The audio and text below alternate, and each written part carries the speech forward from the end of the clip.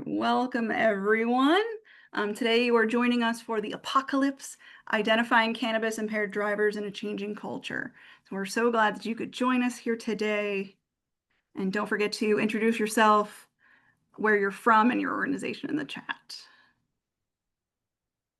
Today we're hosted by the Drug Free America Foundation, which is a drug prevention and policy organization committed to developing strategies and educational programs that prevent drug use and promote sustained recovery. And the participant, under the umbrella of DFAF, is the National Drug-Free Workplace Alliance, which is NIDWA, which I'm the program manager for. My name is Heather Horning, and I'm so glad that you could be here. We are, as I said, the workplace division of Drug Free America. Well, our mission is to be a national leader in the drug-free workplace industry by directly assisting employers and stakeholders like yourselves, providing drug-free workplace program resources and assistance, and supporting a national coalition of drug-free workplace service providers. If you haven't already done so, please introduce yourself in the chat box. And we do ask that today, if you have any questions, that you put them in the Q&A box. That'll help us keep track of them a little better, and we will answer questions as time allows at the end. The content here is provided for educational purposes only based on industry expertise. It is not legal advice. Express or implied, please consult legal counsel before acting or not acting on any information in this webinar. And presenter opinions may not reflect those of Drug Free America or the National Drug Free Workplace Alliance, though I'm sure they do. And now it is my pleasure to introduce Jennifer Cifaldi. Jennifer is the Senior Illinois Traffic Safety Resource Prosecutor with the University of Illinois in Springfield. A nationally recognized expert on impaired driving, she has trained thousands of officers, prosecutors, and judges across the country and frequently presents at national conferences. Jennifer has published articles on cannabis impairment and roadside testing, helped develop Illinois' DUI no refusal warrant model, and launched the state's first law enforcement phlebotomy program. In 2016, she was honored as the National Traffic Prosecutor of the Year. We are so excited for her to join us today and talk about cannabis, marijuana, and driving. All right, we'll turn things over to you, Jennifer. Okay, thank you. Appreciate the introduction. Let me just do a couple things here to get the screen going. Hopefully that, can everybody see that? Looks great. Is that okay? All right, so as Heather said, I'm Jennifer Cifaldi, and it's a pleasure to be here speaking with you all today. My usual audience consists of prosecutors, police officers, and judges, so it's a little bit different speaking to the private industry, but I think we can certainly make the connection between operating a motor vehicle and operating heavy machinery. If you think about the fact that when you use medications and you get that little prescription pill bottle, it will say, you know, do not operate heavy machinery while using this medication or until you know the effects. It doesn't just say don't drive a car, right?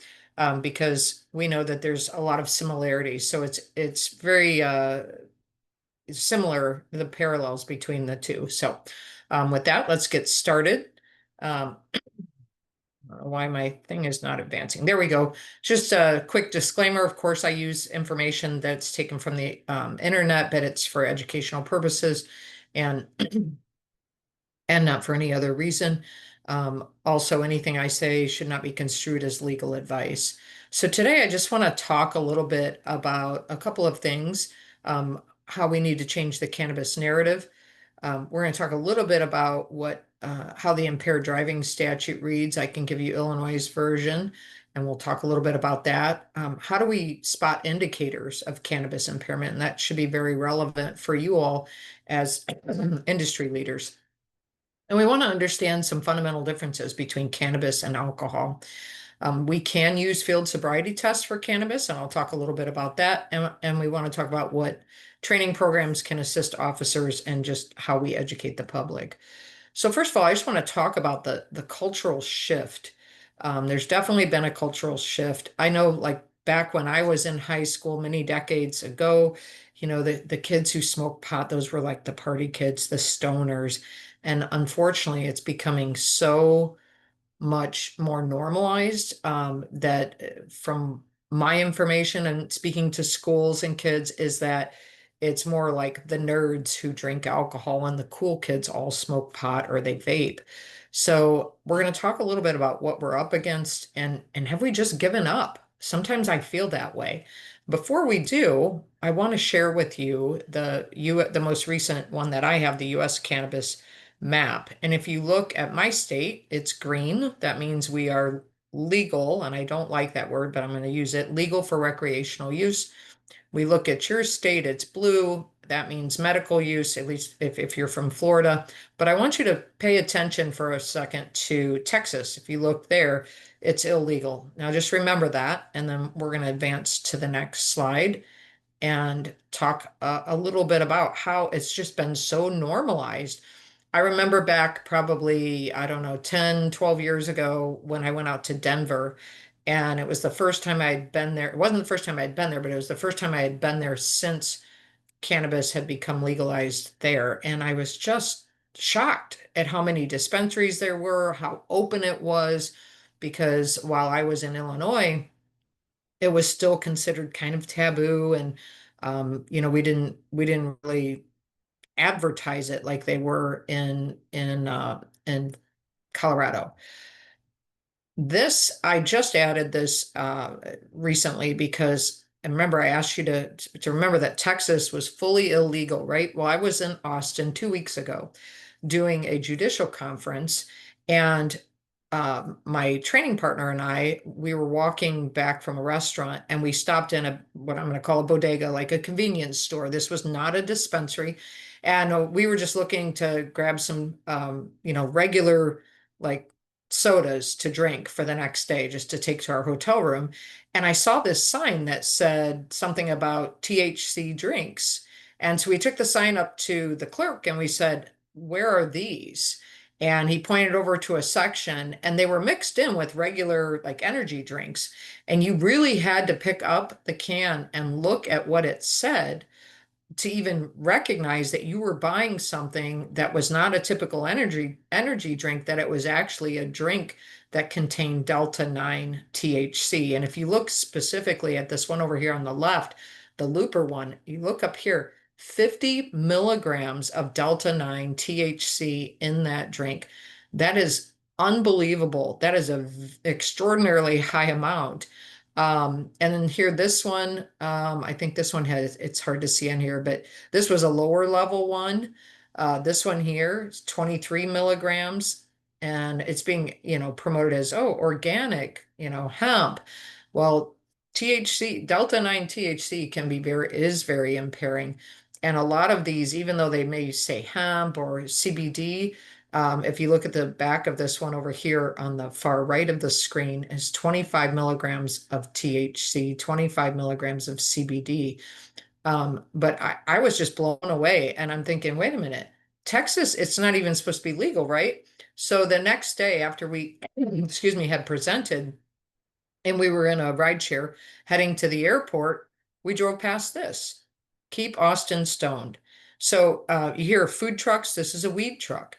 And so I'm like, what is going on that, this stuff is just so normalized, so in your face. And a lot of this comes down to, making sure we're using the right language when we talk about cannabis. I always throw this in my screen, even though it doesn't have anything to do necessarily with what we're talking about today.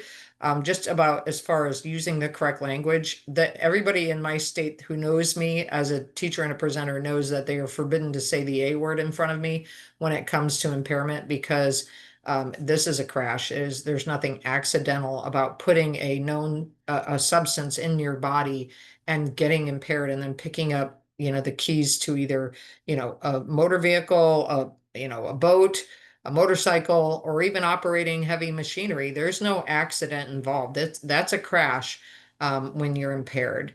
So we got to be careful of what we say and how we say it. Just like the word I was telling you, I don't like the word legalized, because really what this is about, it's about commercialization. It's about the fact that this is still an illegal substance federally. It's still illegal in many of the states, as you saw from that map. So why should we say commercialized? Because guess what? It's all about the money. That's what this is about. The green is the money. And unfortunately, the money that's pouring into these states isn't really being used for the things that they've said it would be used for. The other thing is we often call it recreational, right? Recreational. When I think of recreational, I think of camping or taking an RV, just fun party time, right? Why aren't we calling this adult use? In all of the states that I'm aware of that have commercialized cannabis, you have to be at least 21 years of age to use it. But instead of that, we're just calling it recreational. So it makes it sound like, oh, it's no big deal. Well, it is a big deal. Now, I want to talk a little bit about our Illinois law, just to put things into perspective here. What we have for our DUI cannabis statute, and we call it DUI, driving under the influence, we have a 5 nanogram level, and we're going to talk about that in case you end up in a state or you're from a state that is considering nanograms or already has nanograms built in. So the way our DUI statute says it reads is that any person who drives or operates a motor vehicle or is in actual physical control of a motor vehicle and has within 2 hours of driving or being in actual physical control a THC concentration in their blood or other bodily substance as defined in 501.2A6. And then you go to 501.286, and that's where it spells out 5 nanograms or more of delta 9 THC in whole blood. This was quite honestly a big error, in my opinion. Colorado had done the same thing. And just prior to Illinois changing our statute to 5 nanograms, I think it was 2016, Colorado was saying, whatever you do, do not follow what we did. It was a huge mistake. What did Illinois do? Followed right in Colorado's footsteps. So the question I get oftentimes is, well, is 5 nanograms of delta 9 THC in whole blood the same as a 0.08 equivalent for marijuana? And I can imagine that if I was standing in front of you and I asked, what do you all think? I would hope you'd say probably not. Because that's what happens when you put it in a perspective of an amount, is people think, oh, it's just like 0.08. Well, it's not. That's a huge misconception, because what we're going to do is we're going to look at someone's blood to get that delta 9 THC level and to have a lab test. And then we're going to confuse people by thinking, well, if the THC is in the blood, then that must mean they're impaired. Well, that's not true. And I'll explain why. Several reasons. First of all, because THC is lipophilic, okay? And we think of lipo. What is lipo? Lipo is fat. Alcohol is hydrophilic. That means it loves a water-based environment, right? So alcohol doesn't mind hanging out in our bloodstream for a while. It's comfortable there. But THC, on the other hand, wants to get out of that wet environment and get into a fatty environment. Well, what fatty environment do we have in our bodies? Our brain, right? So what they're saying and what they're figuring out now is that delta 9 THC is actually more impairing when it crosses that blood-brain barrier as it leaves the blood and moves into the brain. Now, this is a graph that I'll explain to you. This came from a study on cannabis and cannabis impairment. And the researchers had individuals who they tested the delta 9 THC levels in their blood prior to beginning this study. They were deprived from having any delta 9. And this was a smoking study. It's very important that you understand that. This only had to do with smoking, not any other type of ingestion other than that.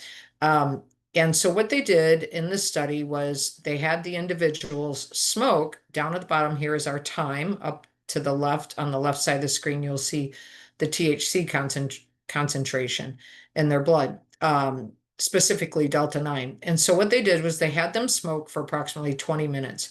And as they smoked, they were measuring and monitoring their THC levels in their blood. And you see it climbs and it goes up, up, up for about 20 minutes. And the minute they stop smoking, they're up around 100 nanograms of delta 9 THC per milliliter of blood. And as soon as they stop smoking, okay, that delta 9 level just drops drastically. It's the lighter of these lines down here.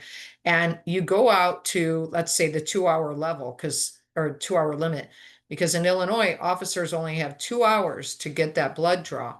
What happens at the 2 hour mark? Their blood, their THC level in their blood is only, 4 or 5 nanograms if they're lucky, right? But then what are we looking at up here? Probably the most important thing to note is this huge disparity between the level being low and their subjective high, which is this other green line, as well as their performance on various tasks. So you see that they're still performing as though their levels are really high, but they're actually very, very low. And specifically, you go out to about that 2.5 hour mark, and the THC level is just about out of the blood altogether. Where did it go? Did it leave their body? No, it's moving again because it's lipophilic. It's moving to the fattier parts of the human body, and the brain is where it goes. So you say, well, why in the world are we testing blood? Well, if you ask a toxicologist that, and I'm not a toxicologist, they will tell you, tongue in cheek, if you think about when we went through COVID, right? Like to forget those times, right? And they had, if you ever had a COVID test, in an office, they would have those long, long swabs that it felt like it was 3 feet long, and they would stick it up your nose, and you'd have to sit there while they'd rub and rub, and it felt like they were scraping your brain with it, right? So toxicologists have jokingly said to me, if we really wanted to test impairment in a person's body accurately, we need a pair of tweezers that long, and we need to pluck out a little chunk of their brain matter, and then test it. Obviously, we're not going to do that. So we go for the second best thing, which is blood. I know there's a lot of um, products being developed, if you will, testing instruments being developed for oral fluid swabs where they swab the inside of the cheek.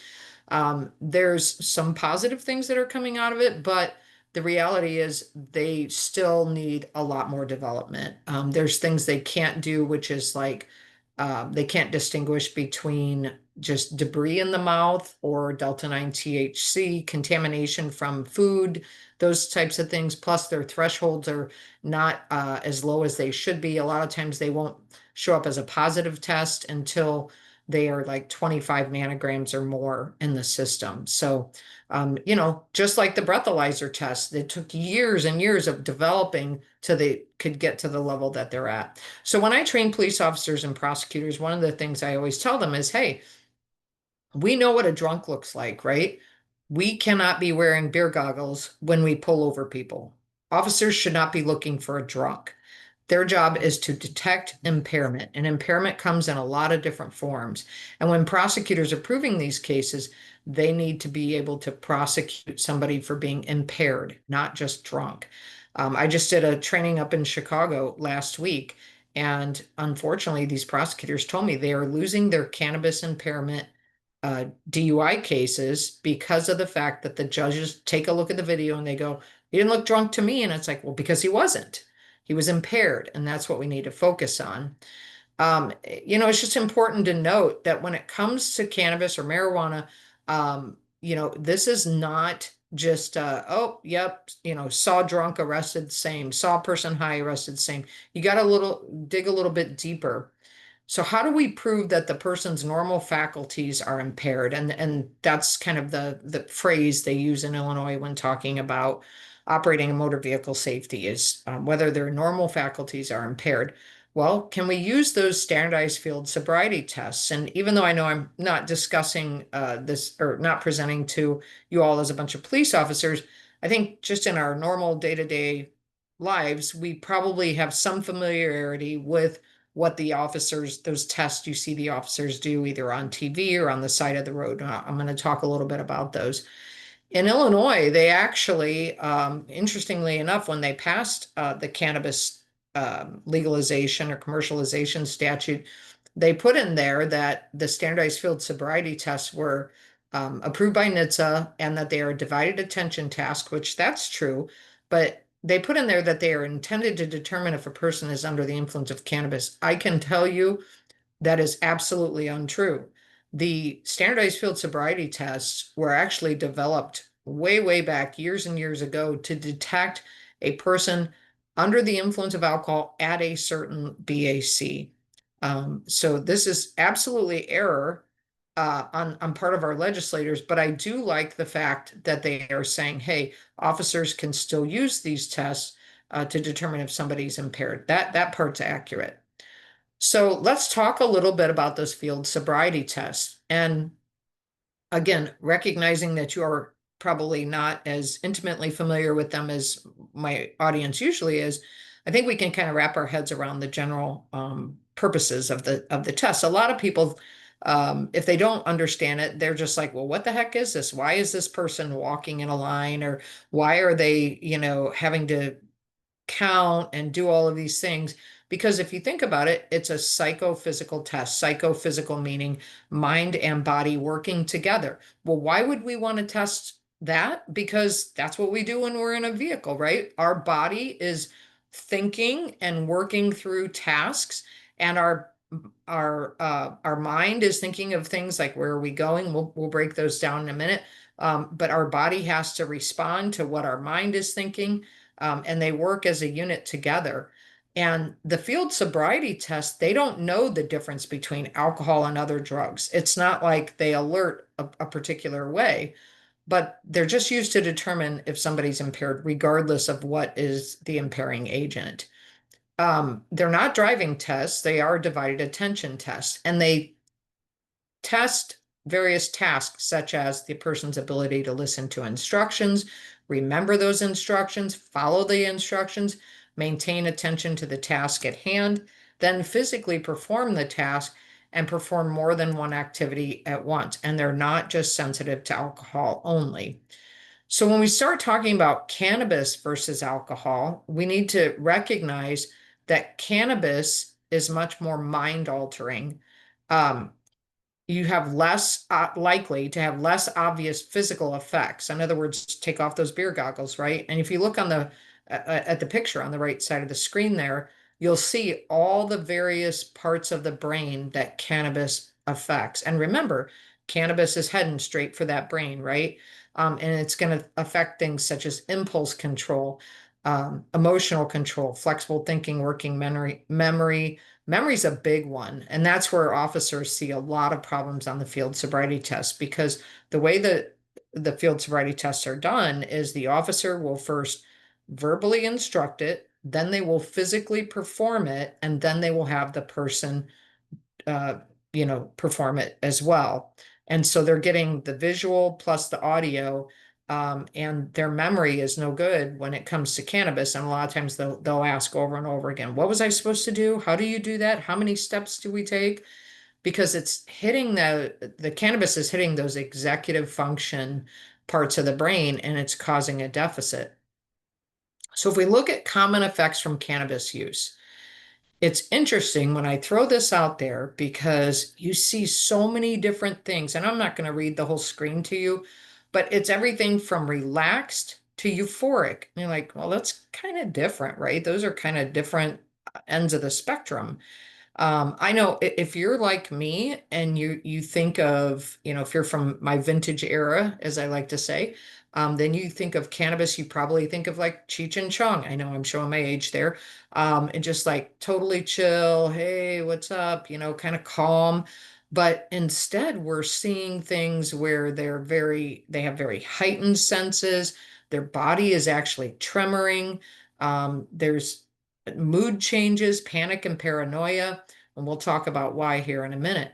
But when we compare alcohol to cannabis, we're comparing apples to oranges, folks. With alcohol, we've had decades of studies. We know, as I said, that it's hydrophilic. It likes a water-based environment. And there's typically only one method of ingestion. Typically, people are just drinking alcohol. And so it's a lot easier to look at alcohol under a microscope. However, when you look at cannabis, it's pretty new as far as any long-term studies of what its effect is on folks. It's lipophilic, right? We already talked about that. It likes to go in the fattier areas. And there's different strains of cannabis. There's different plants. There's sativa, there's indica, there's hybrids.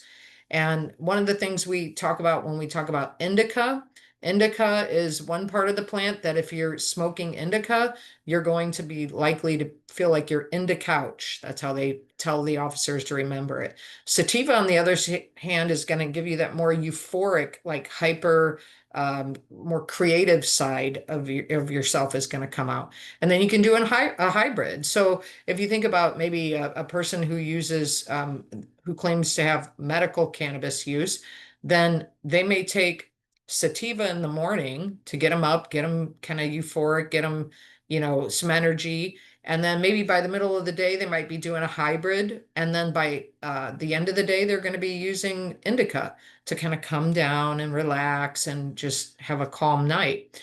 The other thing is there's various potency levels. And we always hear, today's weed is not your grandma's weed. And that's very true. A lot of the potencies are up in the 80, 90 percentile of potency levels. So if you think about that, that's going to vastly affect the behavior that you see. And as I said, there's different methods of ingestion. When I showed you that graph and I was talking about smoking, that's relatively easy to measure as far as what's going on. It's being inhaled through the lungs, so then it gets into the vascular system. But you think about if somebody's eating something, right? Then it's got to go through the digestive tract, everything's slowed down. That's where we're seeing a lot of the overdoses, is because they'll eat, a couple gummies or a little piece of chocolate, and they're like, I don't feel anything. So they eat some more, and then they'll eat some more, and then they'll eat some more. And then all of a sudden, bam, and it hits. So methods of ingestion also vastly affect the way people behave. So let's talk a little bit about that executive functioning and how it works. If you think about, now I'm going to take you in a motor vehicle for purposes of explanation, but even let's say if they're going to operate a forklift or, drive a crane or something like that, you can apply these different points to that as well. So how does executive function work? If you are going to go somewhere in your vehicle, and if you're like me and you've had your driver's license for a couple decades, you take for granted how quickly your brain just works to getting in the car. A lot of times now it's just pushing a button to start the car, but put your foot on the brake, push the button, get your seatbelt on. And then you already in your head are thinking, okay, well, let's see, I want to go to the grocery store. And you don't even realize you're thinking, okay, to go to the grocery store, I'm going to go down this street, make a right, go down this way, right? So as executive functions happen, it's like millions and millions of like little, brain activity firing back and forth. You're analyzing a task, you're figuring out what needs to be done. You're already planning out how to handle the task. You're breaking it down into a series of steps. You figure out how much time is needed to carry out the plan and set aside the time. And if you're talking about a motor vehicle, that may determine what time you leave, how fast you drive, right? Maybe what path you take, because if you have to get to the grocery store, but the normal quickest path is going to take you through a school zone on a busy day, right? So then you make adjustments as needed, and then you want to finish the task in the time allotted. So in the car, you got to find the keys, or at least make sure they're in your pocket if you have a more modern vehicle. Open the car door, get in, shut the door, adjust the seat, maybe the mirrors, fasten your seatbelt, find the ignition, either button or, whatever your method is of starting your car, start it. And then you have to know, where am I going? What route will I take? What is the speed limit? Are there stop signs, red lights, aware of other cars around you? Other distractions such as passengers, weather, extra traffic, maybe during rush hour. So there might be other factors too, depending on what time of day or what the weather is. You got to turn on the headlights, put it in reverse or drive. You've got to be able to push the gas and brake pedals, use turn signals, climate control, radio control. What if kids run out in front of you? Are you going to be able to get that message to your brain as soon as your eyes see it, that there's a child in front of your car, and you need to stop. Or if you're operating a forklift in a warehouse, maybe an employee walked out in front of you that you didn't expect, right?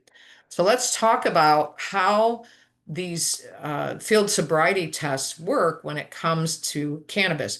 Now, I will tell you, there's a reason, because there's an eye test. We call it the horizontal gaze nystagmus test. That's the actual name, where the officer holds up a stimulus and they tell the person to hold their head still and to watch the stimulus and follow it without moving their head. And then you'll see the officers do this, right?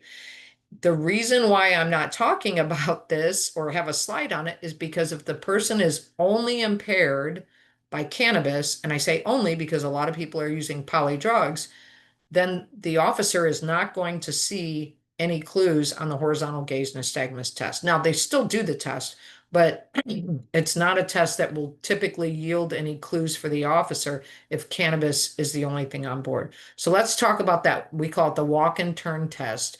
A lot of people think of it as like walking the straight line, right? So they're supposed to maintain a particular position while the officer's giving instructions, and that's stand with your hands together, I'm sorry, stand with your feet together, your arms at your side, and they have to put one foot in front of the other foot, touching heel to toe, and stand there while the officer's talking. Um, they need to be reminded to watch their feet, count their steps out loud. They're supposed to take 9 steps, heel to toe. And then they do a turn, and then they take 9 steps, heel to toe, coming back. So what are the typical things we're seeing when they're impaired by cannabis is they're failing to maintain that starting position. They're failing to count out loud or to watch their feet. They're forgetting how many steps to take, or they get the 9 steps and then they look at the officer and they say, "What did you say again?" Even though they've been told and it's been demonstrated to them. So then they do the turn improperly and the officer has to repeat the instructions. Because remember, I said cannabis affects them cognitively, especially when it comes to short-term memory. Whereas if somebody's under the influence of alcohol, you're going to see more of the stumbling, the falling, the swaying, that kind of thing. You might not see that with cannabis impairment. You're also going to get with cannabis impairment somebody being unresponsive or slow to respond to corrective instructions, and maybe inappropriate affect. It can affect their mood. They might be giggling.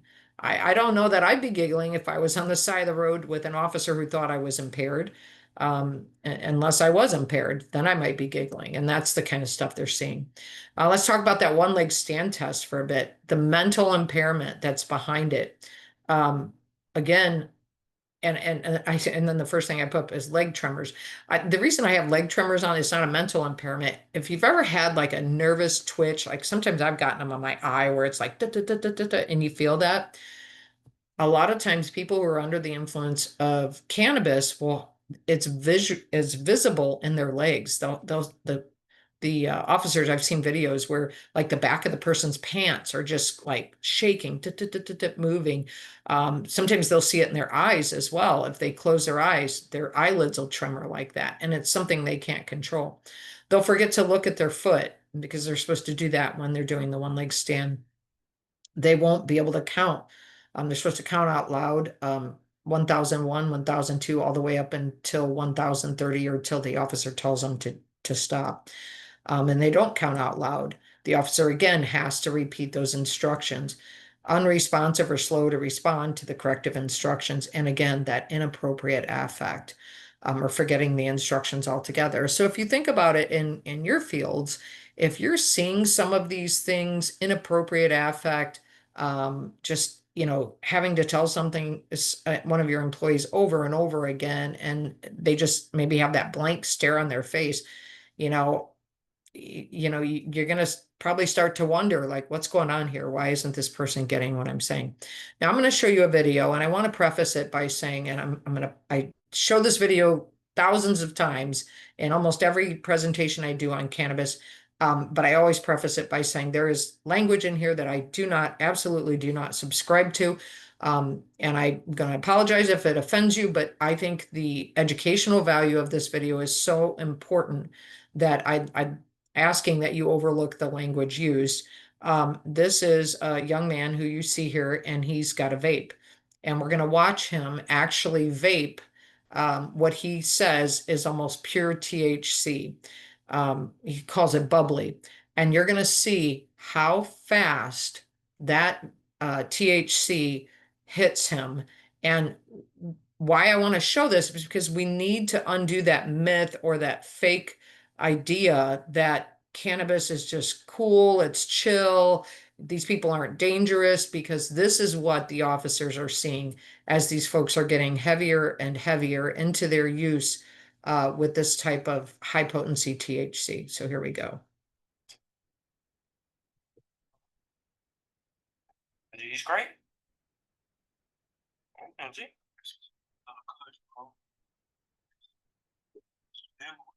All that bubbly, the weed that just came out. Pure THC. Wanna hit it? Bro, your color is right here. It's right in there. Is that Pepsi?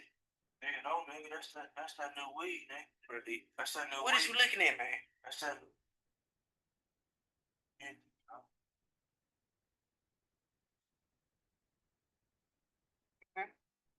Are you like, give yourself a chance to breathe.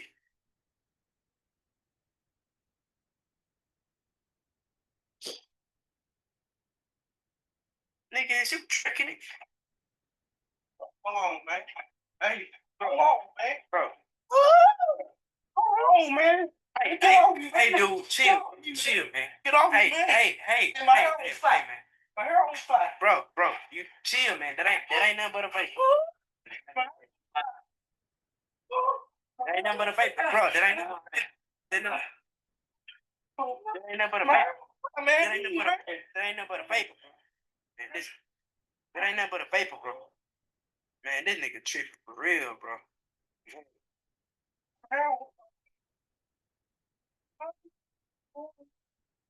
Ain't even make a video, man. Nigga, keep up.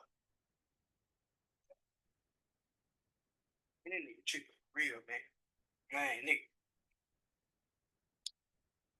So again, not what we typically think of when we think of somebody being high on marijuana, right? And this is what officers are seeing. And so when you hear that you can't overdose on cannabis, you can. And that's exactly what that was. That was cannabis-induced psychosis. And it ends up being a psychological overdose because that brain is taking in way more Delta 9 than it can handle. And it ends up manifesting itself as paranoia, psychosis. Just you see that. And the officers have told me anecdotally that it looks like somebody's on PCP or having a mental health issue. So let's talk about what usually draws an officer's attention to these types of, vehicle stops. Speeding is the number one reason for stops in Colorado, and it's starting to show up as the number one reason in Illinois as well. And not just, 10 miles an hour over the speed limit. We're seeing like 30, 40, 50 miles an hour over the speed limit. Jennifer Knutson, who's the Colorado Traffic Safety Resource Prosecutor that does my job out there, she told me about a case where a man was driving 134 miles an hour in a 35-mile-an-hour zone and slammed into the back of another vehicle. And he had very high levels of THC in his system. I'll tell you about a story in Quincy, in my town here in just a minute. Following too closely, right? Following too closely because they have a problem with that time and distance perception, depth perception, failing to reduce speed, which, makes sense if you're following too closely. Again, they can't tell time and distance, and speed is time over distance, right? Driving without headlights, that's another common one because typically when somebody smokes cannabis, their pupils dilate very large. And if you've ever had your pupils dilated in a doctor's office, you walk outside and it is so difficult because you can't control it, you can't get it back down. Normally your eyes would constrict to only allow a little bit of light in. Well, folks with who are under the influence of cannabis, their pupils will not constrict back down, so they remain dilated and they're taking in so much light that they don't turn on their headlights. So this was a case, sadly, that happened in my own community, just a few miles from my house, where this woman had actually taken what she called a mental health day, and she smoked cannabis. She got some high-level THC that she wasn't accustomed to from one of our sadly, three dispensaries in Quincy, and she ended up driving 114 miles an hour in a 30-mile-an-hour zone down our main thoroughfare in our town, and she slammed into a grandma and grandpa who had just picked up their three little grandsons to give their mom and dad a nice anniversary weekend. Unfortunately, she killed the grandma and all three little boys. I'll spare you the gory details. It was horrific. And she wasn't hurt, and she jumped out of the car, took off running, was stripping off her clothes, screaming, laughing, yelling. And what happened was when the Quincy police called me, the first thing that came to my mind was that video I just showed you. And it was because of that video, I told them, you need to consider whether or not she's under the influence of cannabis. And sure enough, that's what it was. So, again, this is not what we're normally thinking of. We've got to get those, old ideas out of our head that cannabis is not dangerous. Um, for the kind of the untrained officer, there's specialized training that I won't get into today called ARIDE, Advanced Roadside Impaired Driving Enforcement and Drug Recognition Expert Training. That's what those acronyms stand for. Officers can do really basic things with the person to show their impairment. Alphabet, counting, those types of things. I'll show you, here's another video. It's a very old video, as you can see. It's like 7 years old. So it's back in the day before the body cams. The gentleman on the right is a friend of mine. He's an officer. He's a drug recognition expert instructor. The gentleman on the left is a DUI suspect, and he's going to have him do something as simple as the alphabet test and counting, and we'll see how this man does. So I'm going to ask, okay? The first thing I want to ask you is, you know the alphabet? Yeah. You were in high school. Okay, I figured you held a job. You got a good job. So all right. So here's what I want you to do. Okay. What I want you to do is, without singing the alphabet, I want you to say the alphabet starting with the letter F and stopping with the letter U. So don't sing the song. Just start with the letter F and stop with the letter U. Okay. Do you understand that? Yeah. Okay. Go ahead for me. Okay. Do you want me to? I just want you to say I just want you to say the letters from F to U. See the alphabet, okay? Go ahead.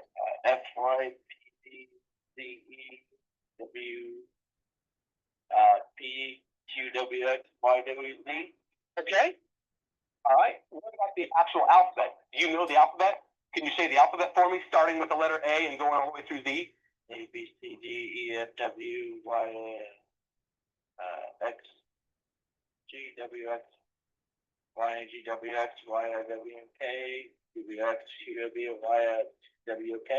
Okay. All right. One more. I want to ask you to see how well you can count numbers and how well you can remember numbers. Okay. The other one I'm going to have you do is I want you to count backwards.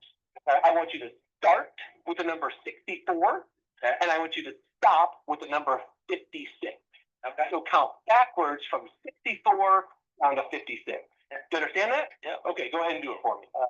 64 W Y W2 X Y W X 0 W X 0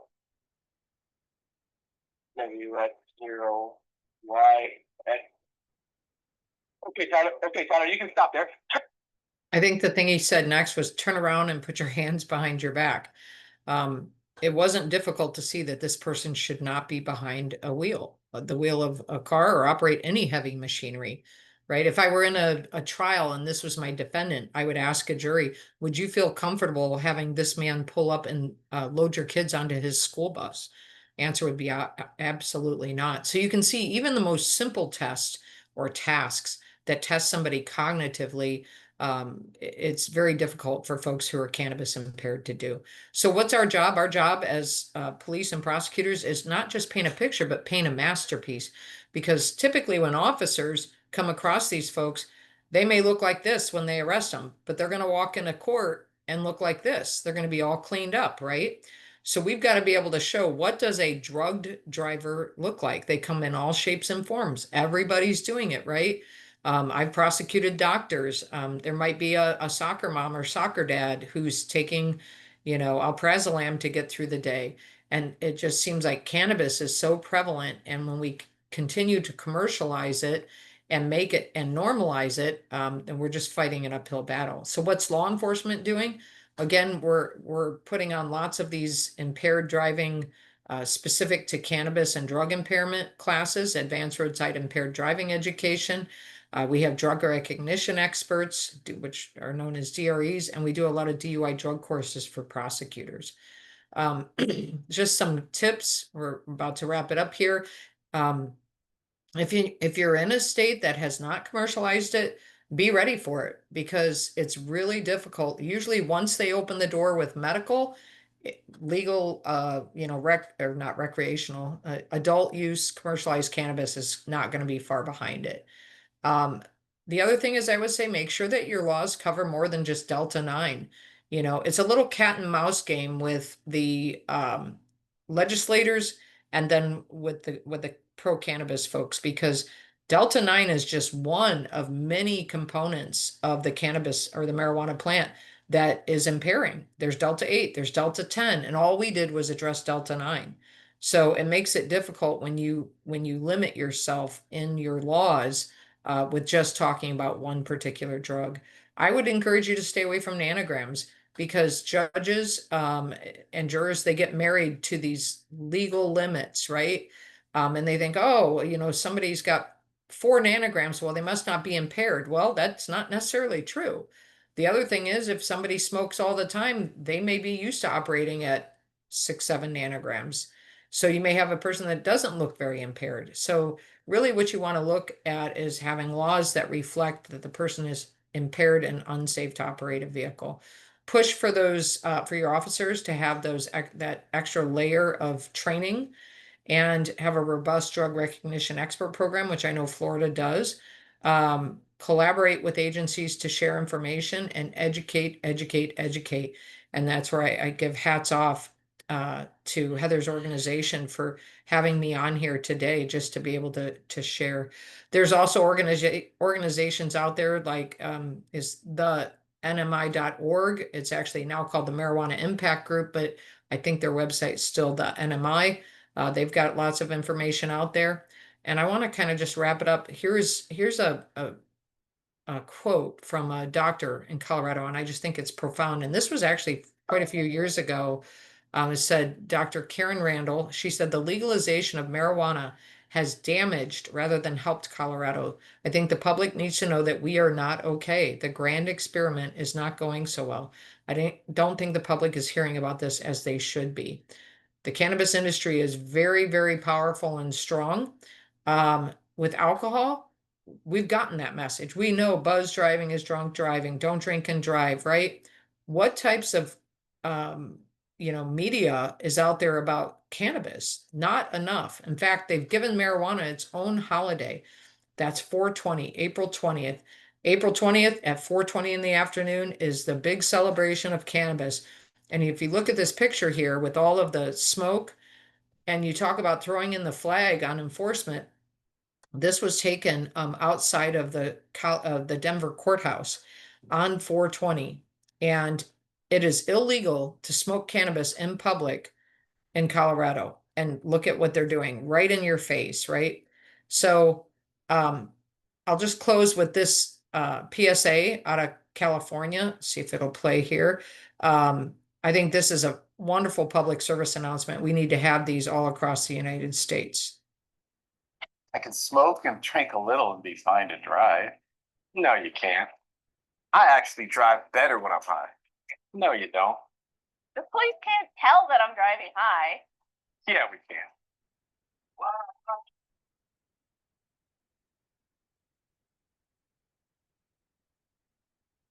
We have specially trained officers that are called drug recognition experts, and they're able to evaluate your sobriety and determine what drug or drugs you may be under the influence at the time of driving. Well, we know over 30 million people have admitted to using cannabis or cannabis products in the last 30 days. So we're seeing a lot of new users, so we're prepared to identify those impaired drivers on the roadway. Law enforcement's looking for a lot of different things, such as intention problems, people staying stopped at green lights, people proceeding through yellow lights at an unsafe speed. Maintaining lane positions is a big one. Tailgating, unsafe lane changes, driving up on the curb. We're seeing people who drive too fast, maybe even drive too slow. If you're slow to respond when we pull you over and have a hard time getting out of the car, we're going to check to see if you're impaired. You may have learned your limits when it comes to alcohol, but cannabis and drugs affect everyone differently. Today's cannabis is not like cannabis from 25 or 30 years ago. THC strength has increased since the 90s. It's almost 3 times what it was back then. It doesn't take much to get high. It can make you feel like you're on a stimulant, a depressant, or even hallucinate. Complicating things even more is the number of different forms of THC and the way people are using them. There's many ways to consume cannabis, and the potency ranges drastically. In most cases, people who smoke cannabis feel the peak effects in about 10 minutes, but the effects can last up to 4 hours. The high you might feel while ingesting THC can take up to 30 minutes, even 2 hours before you feel peak effects, but can last up to 8 to 10 hours. Given the effects that people feel when they ingest cannabis and how long it takes, people may actually ingest more than they wanted to and actually have really adverse effects when it comes to edible cannabis. As cannabis has been legalized, we are seeing more drivers test positive for THC in their system. One study showed a 48% increase in just 7 years. Law enforcement is working on new tests to confirm and identify those who are high and remove them from the roadway. Just like alcohol, driving under the influence of cannabis can lead to a DUI. It can lead up to fines for $15,000, loss of your license, and even worse if there's a crash, jail time. I drove here, so now I gotta drive home. No, you don't. You have options. Plan ahead. Rideshare, taxi, phone a friend. Don't become one of our statistics. Better yet, don't hurt yourself or someone else.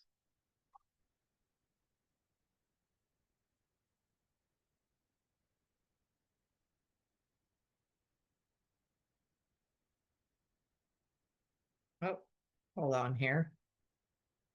Won't let me advance. Let me get back to, sorry about that. Oops, didn't want to do that. My bad. Hang on here. Bear with me. I only had sorry. Well, that was essentially my last slide. So let me just pull up my, my closing slide that has my contact info on it. And then we can take some questions. All right. And I don't know why that keeps coming up. Are you seeing my contact information, Heather? Or is No, it I'm still seeing the YouTube video. All I right. know the YouTube videos sometimes are pain in the Yeah, butt, those by the way. YouTube videos don't want to cooperate, but I Once you will, watch one, it wants you to watch them all. right? I will pull up my contact info. My apologies that it jumped to No that. worries. See if it does this. How's that? There we go. All right. As soon as I put from current slide, it goes Fine. back to that other. Weird. I can Daggone just it. leave it on the There, we'll just leave it like that'll that. do. Sorry, I don't want to keep messing with that. Not Okay, at all. my bad. All right, so there we go. There's my contact info, and I'd be happy to take any questions. Thank you so much, Jen. That was, I mean, as always, eye-opening. The videos especially always tug at my heart. We want to help people. We want to make sure that they're not impaired, whether it's at home or in the workplace.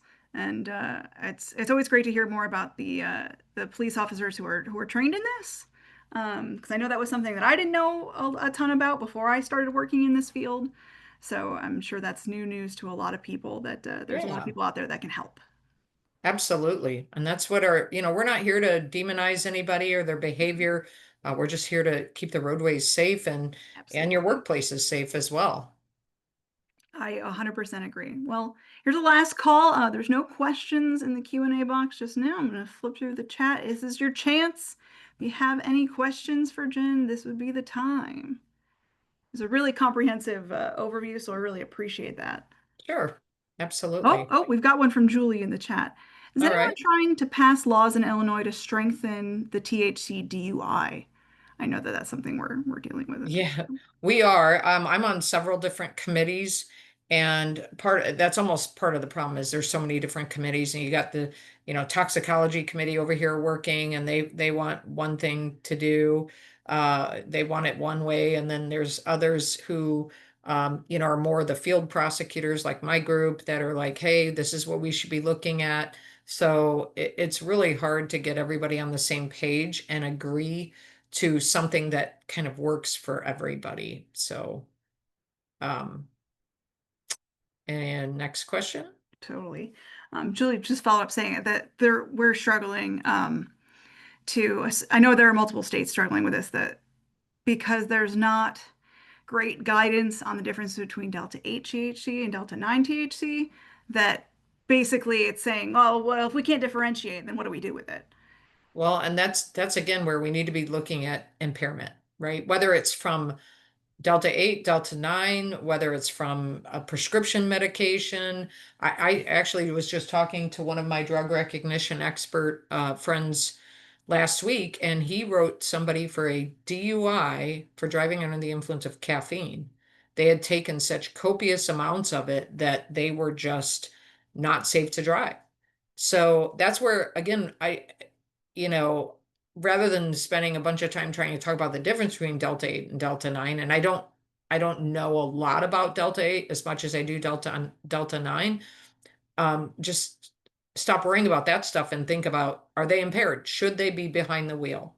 Are they safe? Because if they're not safe, then we need to get them off the road or out of, you know, work for the day if they're in the industry, if they're operating heavy machinery, because the liability that a owner of a business is going to face can be extraordinary if they hurt themselves or hurt someone else. Absolutely. I know that's something we here at NIDWA can help with is we provide courses and documentation and things to help with training folks to, especially supervisors, to see impairment. So Mhm. it doesn't just have to be our police officers. There's plenty of ways that we can just teach everybody to look and track these sources of impairment and these symptoms of impairment, I mean, and try to get people help from there. Mhm. I think so. There might be We've some got more a questions in there. Yeah, we've got a question here from David looking up. He's updating his book on drug testing law and looking to get updated information for that book. Maybe if you have a couple of resources Oh, that sure. Another resource is the National District Attorneys Association. If you look up that, or NTLC, National Traffic Law Center, they have lots and lots of resources. And if you have any difficulty, like if you want to kind of pinpoint what data you're looking for, you can always email me and I can get that for you as well. that's fantastic. And we will definitely share Jen's information in our follow-up email as well. Okay, last call. I mean, that's a question for the ages. Are DREs and prosecutors having trouble getting convictions with the current field sobriety tests? There are certainly plenty, like you said, on lawsuits that are happening. So if you could speak a little about that. Yeah, so the drug recognition experts, the thing about DREs is, I mean, they're phenomenal. And it's like the creme de la creme. They're the top notch as far as trained expertise. The problem is it's almost like once a county or a judge gets spoiled by one, they think that they're so available that we need to have them on every DUI drug case. Well, they're not that available because it is a very unique expertise. And I was at drug recognition expert school last week up in Chicago, and it's a 2-week class. Plus, then there's live certifications, recertifications, all kinds of things that go into it. And what happened was, they started with 11 students in the DRE school. And by the time I got there, which was in the middle of the second week, they were down to 6 officers because that many had flunked out. And so to then put that expectation that every officer should be able to know the things that a DRE knows is just unfathomable. There's just no way. And so are we, losing cases? We're losing a lot of cases. Are we losing them with DREs? Not nearly as much. The DREs are the ones that win the cases. The problem is in the state of Illinois, you think about how big our state is and how many millions of people we have and how many thousands and thousands of officers we have. We only have like 130 DREs for the whole state. There's not one within an hour and a half of my town. So, you know, all the DUI drug cases that happen in my community, which is a community of 60,000 people, we don't have DREs.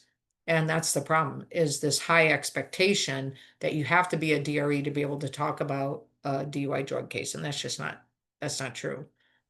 Yeah, it sounds like a skill that everybody can take a lesson in, and certainly something that we want to see more of. And that's why we like to teach officers, do the alphabet, do some of those simple tests. You don't have to be, skilled in DRE to be able to ask somebody, hey, have you been, through school? Do you know your ABCs? Yes. All right, let's do it from the letters of, G through, V or whatever. It's pretty simple. And I think he had another question, something about funding for DREs. Mhm. Yeah, we actually are in Illinois, we are pretty good with our funding. Our problem is just finding officers right now who are devoted enough to stick through the curriculum. It's a tough curriculum. It really is. So, we haven't had a problem in funding. I don't know about other states. And ever since COVID, and Illinois is not very friendly towards its law enforcement right now, unfortunately. If you haven't seen that on the news, there's been a mass exodus out of Illinois of police officers. So departments are short-staffed and they can't really afford to lose an officer for a couple weeks off the department, off the street, to send them to the school. So that's the other part of it. So A-Ride is nice because A-Ride is kind of in between basic standard academy training and then the drug recognition expert. It's a 2-day class and you still learn a lot about drug impairment, but you're not qualified then as a DRE. There's definitely steps in between that could be taken, and education that can happen. And it sounds like there's certainly funding in place for some of these things, depending on where you are in the states. It's just a matter of getting folks to know that it exists and want to follow through with it. So Absolutely. totally hear that. Was there another question? I thought I saw something pop up. I don't think just so. comments, Just maybe? David sharing his information. So with that, we're a little bit over time, so I'm just going to make sure everybody's got our information here for the National Drug-Free Workplace Alliance. We'll be following up with Jen's information, and thank you so much. I clearly, this was well received. It's something that we need to talk about more, and we really appreciate your time, and thank you all for being here today. Absolutely. Anything I can do to help? Love to jump in and do that. All right. Thank you so much. All right. Have a wonderful day, everyone. Thanks for joining us. Take care. Bye-bye.